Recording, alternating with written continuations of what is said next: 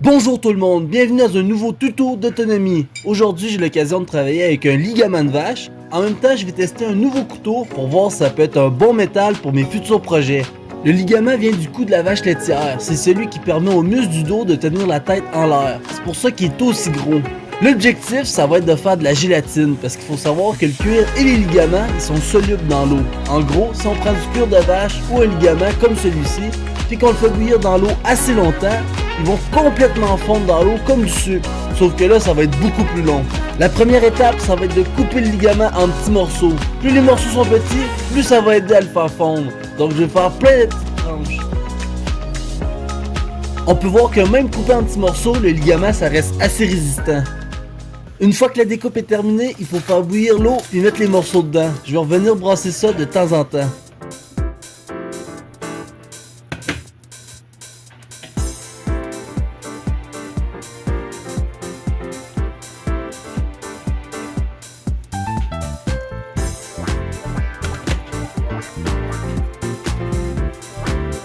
On peut voir que déjà après une journée de bouillage, environ 10 heures, les morceaux se cassent déjà à la main. Par contre, il n'y a pas encore assez de collagène qui a fondu pour rendre l'eau gélatineuse. Elle est complètement liquide.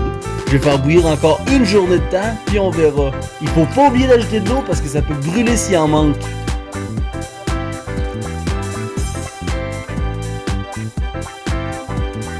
Là, ça fait une vingtaine d'heures que ça bouille, donc 2 jours de temps. J'aurais pensé que ça aurait fondu plus que ça rendu là, mais pour cette fois, je vais m'arrêter là. Je vais faire réduire l'eau pour concentrer la gélatine que ça m'a donné. Une prochaine fois, je vais faire une beaucoup plus grosse batch. Je vais remplir un chaudron de ligament, puis je vais le faire bouillir pendant une semaine s'il faut, pour voir combien de temps ça prend pour que la gélatine se dissoude complètement. Pour cette fois-ci, on va se contenter du petit peu de gélatine que ça nous a donné. Là, j'ajoute du sucre parce que je pensais faire un genre de jello.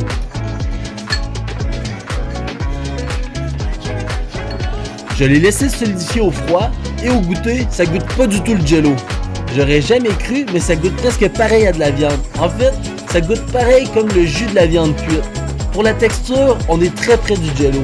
Même que j'aurais pu le diluer un peu parce qu'il est en masse solide. Pour résumer, on est loin du jello, mais ça fait une super base de sauce ou de soupe. Le reste des ligaments, on peut le congeler pour la prochaine batch ou on peut le cuisiner comme des oreilles de Christ. Ça, c'est de la peau de cochon avec du gras collé en dessous qu'on découpe en petits morceaux pour le faire frire. Donc je vais faire frire les ligaments qui me restent. Pour ça, j'ajoute de la graisse et je pars le feu. Ensuite, c'est pareil que si je faisais cuire des frites. Pour éviter le gaspillage, je conserve le surplus d'huile.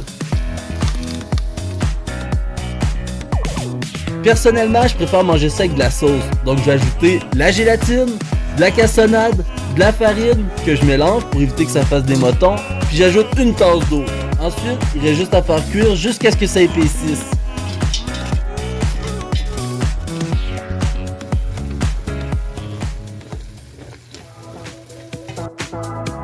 Pour finir, il reste juste à déguster.